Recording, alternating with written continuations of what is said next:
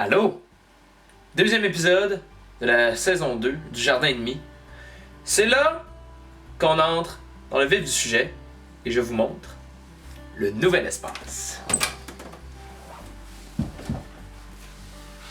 Bienvenue chez nous, dans mon nouveau chez nous.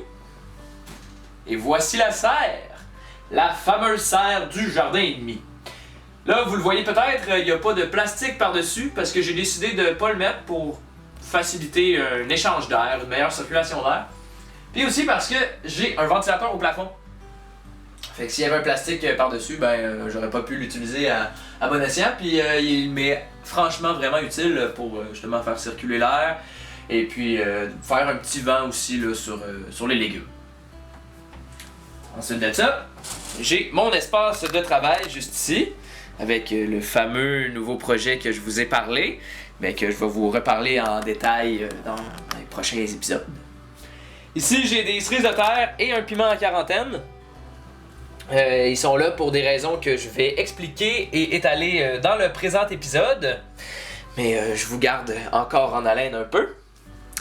Ensuite de ça, ici, j'ai ma petite production de kombucha, mes instruments de musique, puis c'est ça. Ensuite de ça, eh bien, on a mon bureau, mon ordinateur, mes livres, mon imprimante, tout ça. Donc, c'est là que ça se passe, dans cet environnement-là, dans cet espace-là. J'ai pas mal augmenté d'espace, je suis bien content. Puis j'ai fait un peu de décoration au mur, là, c'est bien cute. Mais je vous montre pas encore ce qu'il y a dans la serre, parce que, vous avez juste à regarder l'épisode jusqu'à la fin, parce que je vais vous montrer des images. Mais pour l'instant, on s'attaque au sujet du jour, les pucerons.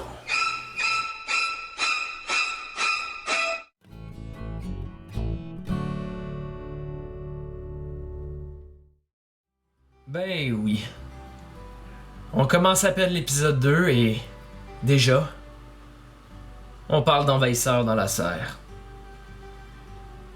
Vous vous rappelez dans le dernier épisode, quand je vous ai dit que j'avais rentré des cerises de terre et des tomates qui avaient poussé spontanément dans des bacs à fleurs à l'extérieur sur mon balcon?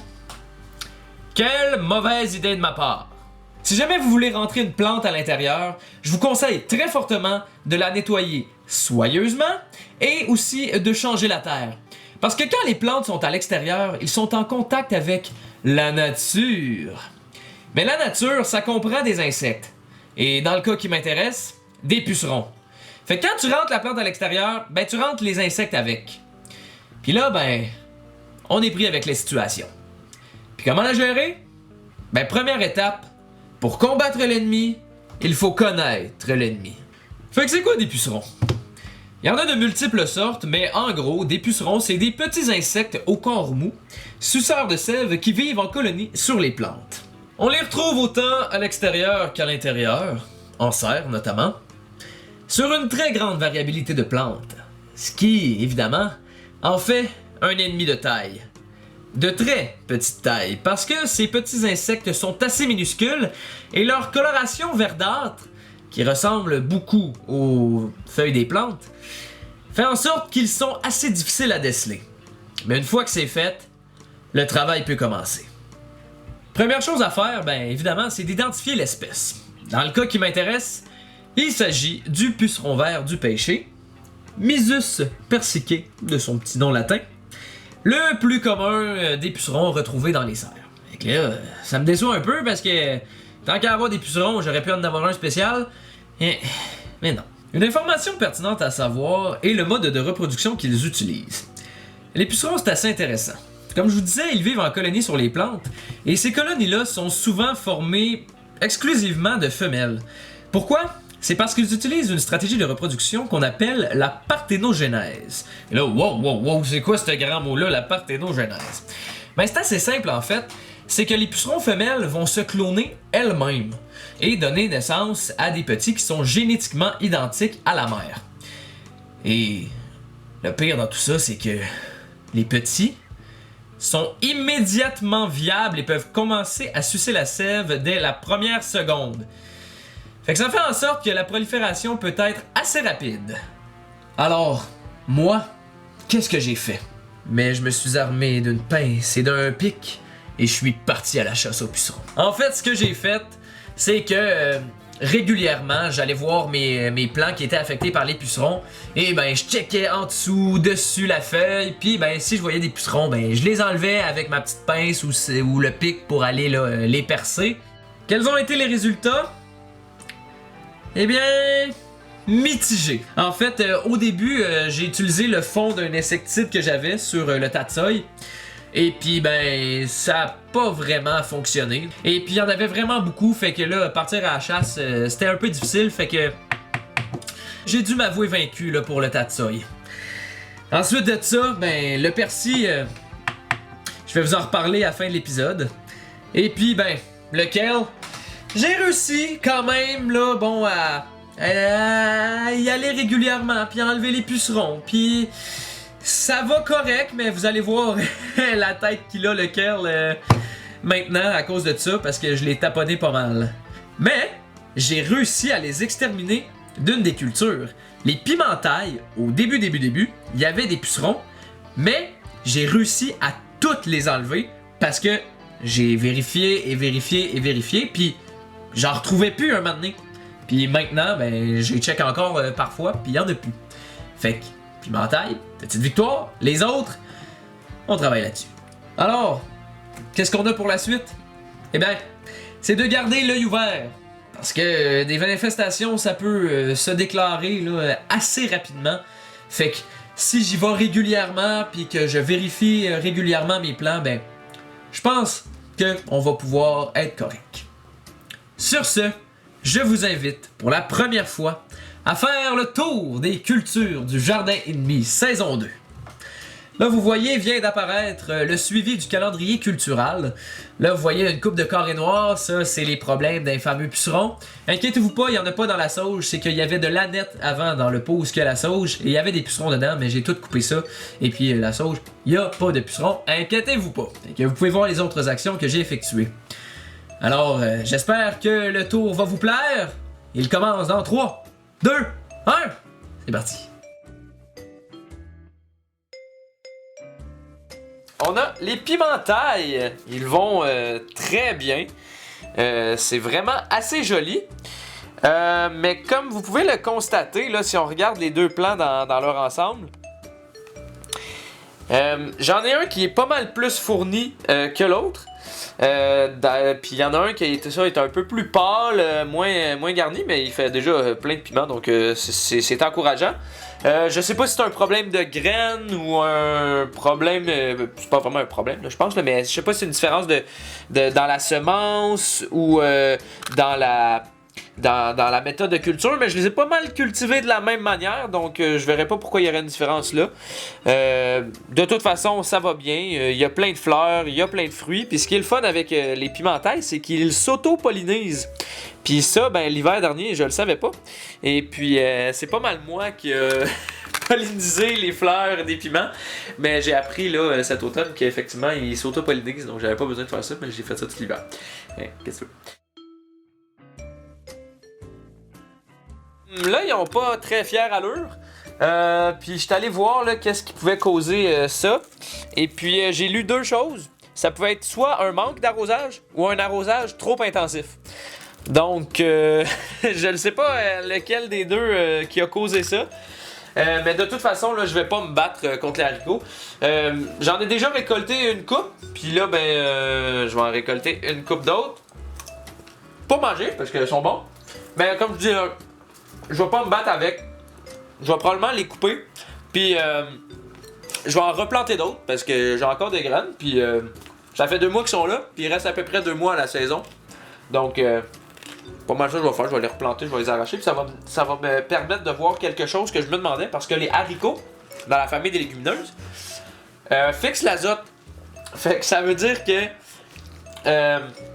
à l'aide d'une bactérie symbiotique là, en association, ils vont fixer l'azote.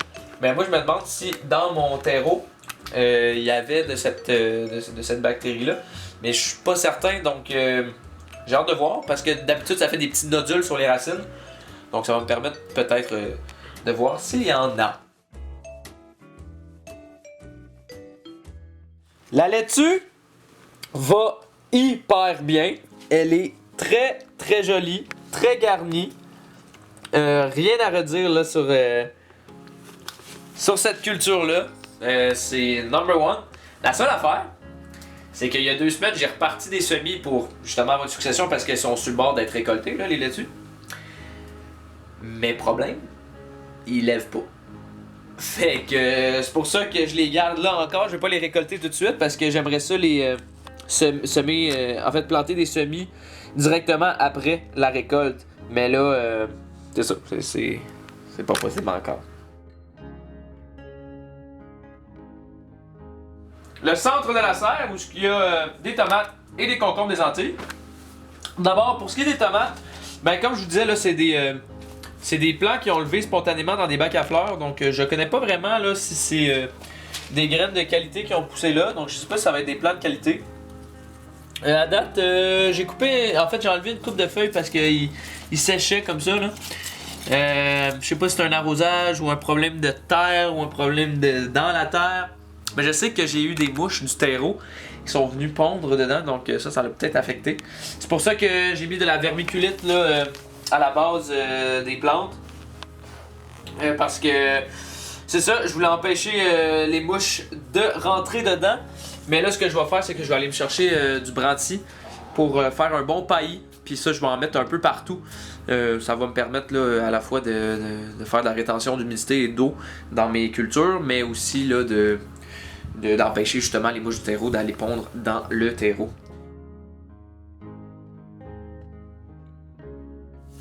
Comme vous voyez, j'ai un plan ici, il va relativement bien, c'est correct, mais il n'y a vraiment pas la même culture, la même croissance que son confrère qui est juste ici, qui oui, effectivement, il y a peut-être un peu des feuilles séchées à la base, mais c'est parce que il monte et il monte encore. Donc, ils ont vraiment pas la même croissance. Donc, voilà. Lui, il est parti pour la gloire. Je suppose qu'il s'en va. Je pense qu'il va défoncer le plafond. Il va peut-être même se poigner dans le ventilateur. Puis il va partir. Fait que... non, mais c'est ça. Fait que ça, c'est encourageant, je pense. Il y a une bonne croissance végétative, mais après ça, va falloir voir si ça va faire des fruits. Hein? On va voir plus tard dans la saison comment ça va aller. Là, si vous voyez, il est un peu jaune, ça c'est normal. C'est parce que je l'ai vraiment beaucoup taponné, le kale. Et pourquoi? Ben c'est pour les fameux pucerons, comme je vous ai déjà expliqué. Le kale a été affecté, puis comme je vous disais, là, j'ai travaillé manuellement à enlever les pucerons. Donc, lever les feuilles, les revirer, enlever les pucerons. Donc, c'est sûr que ça leur a pas donné le meilleur, mais là... Il semble correct, il n'y a pas trop de pucerons dessus, mais il faut juste que je me wash puis que je m'assure qu'il y en a pas qui s'établissent. Mais là, j'ai des belles nouvelles feuilles là, dans la majorité là, des plants, donc ça c'est encourageant. Puis je vais peut-être pouvoir moins les taponner là, justement là, s'il y a moins de pucerons qui sont dessus. Les fines herbes. Donc ici le basilic qui va très bien. Là, il a peut-être pas l'air gros, mais c'est parce que j'ai déjà récolté là, beaucoup de feuilles déjà. Parce que je le fais buissonner là, dans le fond. Fait que je coupe les têtes, puis ça fait des pouces là, latérales. Même que là, ce que je suis en train de me dire, c'est que, par exemple, pour celui-là, ici, il y a déjà des pouces à la base. Je pourrais même aller couper ici pour faire buissonner. Donc, ça serait quand même assez drastique, mais c'est une possibilité. Sinon, ben, je peux le faire là, je peux le faire encore ici, à la tête des plants. Pour ce qui est de la sauge, ben, elle va super bien. C'est de la belle petite sauge. La seule affaire, c'est que j'en ai ressemé là, dans le plat en général pour qu'il y ait de la sauge un peu partout. Et puis la première fois que j'avais fait ça, ça avait pas bien levé. Je sais pas si c'est ce que j'ai là, ces temps-ci, mais ça lève pas fort. Mais là, il y en a 2 qui ont levé là. Vous pouvez le voir là. Il y en a 2 ici qui ont levé. Donc, puis je pense même qu'il y en a une 3e ici. Ben oui. Fait que ça c'est encourageant, ça c'est le fun. Puis c'est ça, fait qu'on va avoir un beau pot de plein de sauge. Ça c'est le fun. Le persil là, il est super beau. Vraiment, là, un beau feuillage. Malgré que je l'ai taponné lui aussi à cause des pucerons. Parce que oui, il y a eu des pucerons dedans, mais ils ont pas l'air de s'établir autant là, que sur le tatsoi puis le shukel. Donc ça, au moins, c'est rassurant. Là, je m'arrête parce que j'étais en train de dire des faussetés. En fait, c'est que j'ai mal regardé mon persil. Parce qu'il avait bien l'air beau là sur le dessus, mais après une inspection un peu plus directe, voici ce que j'ai retrouvé. Ah! Ouais, il y a eu une infestation assez monstre dans le persil. Et puis là, j'ai tout essayé. J'ai essayé la chasse. J'ai même essayé de noyer le plant de persil pour essayer de noyer les pucerons. Mais malheureusement, j'ai dû m'avouer vaincu pour le persil également. Fait que ce que j'ai fait, ben, je l'ai tout coupé. J'ai reparti des semis. Puis on verra ce que ça donne. Ok, on reprend avec la dernière culture. Ce que je vous montre, c'est la culture surprise. Mais cette semaine, je vous montre pas tout de suite ce qu'il y a dedans. Je vous montre juste le pot, c'est le premier indice. C'est un gros pot. C'est le premier indice pour la culture surprise. Et voilà pour l'épisode 2 qui se conclut à l'instant. J'espère qu'il vous a plu.